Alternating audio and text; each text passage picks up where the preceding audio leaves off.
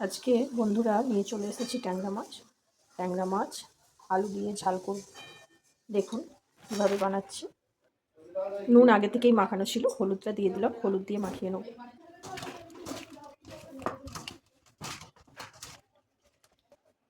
মধ্যে পরিমাণ মতো তেল দিয়ে দিয়েছি। এবার মাছগুলো দিয়ে দেবো, উল্টে দেবো।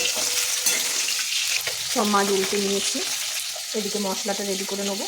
মশলাগুলো কেটে নিয়েছি। কাঁচা লঙ্কা, শুকনো লঙ্কা, টমেটো, পেঁয়াজ, রসুন সব পেস্ট করে নেবো।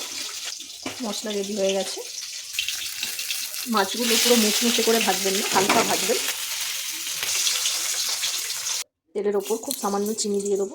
ঝালটা বানাবো কালো জিরে দিয়ে, কালো জিরে ফোড়নে দেবো, তাহলে টেস্টটা আরও সুন্দর হবে। এবার মিষ্টির মশলাটা দিয়ে দেবো। পরিমাণ মতো নুন, হলুদ, কালারের জন্য কাশ্মীরি লঙ্কার গুঁড়ো দিয়ে এর ওপরে আলুটা দিয়ে দেবো।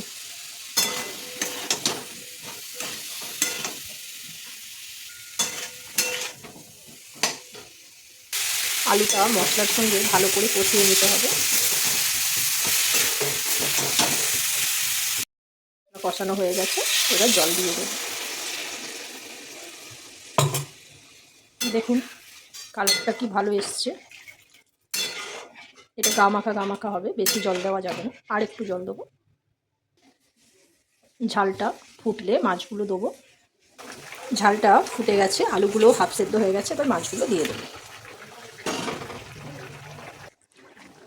ঝাল রেডি হয়ে গেছে। এবার আপনাদের দেখাচ্ছি শেষে কি করতে হবে। মাছের ঝালটা নামিয়ে নেব।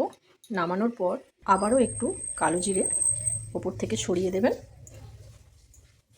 আর তার সাথে ধনেপাতা এইভাবে ছড়িয়ে দেবেন। দেওয়ার পর ঢাকা লাগিয়ে দেবো। একবারে আপনারা খাওয়ার সময় খুলতে পারেন, তাহলে স্মেলটা আরও সুন্দর আসবে। আমি আপনাদের দেখানোর জন্য একটু পরেই খুলে দেখাবো। দেখুন বন্ধুরা, 5 মিনিট পর এই দুধটা এসছে। আপনারাও এইভাবে বানাবেন বন্ধুরা, খুবই সুন্দর সুস্বাদু খেতে হবে, দারুণ স্বাদের হবে। আমার রান্না যদি আপনাদের ভালো লাগে অবশ্যই লাইক কমেন্ট শেয়ার করে দেবেন। আর বন্ধুরা সাবস্ক্রাইব করতে কিন্তু ভুলবেন না।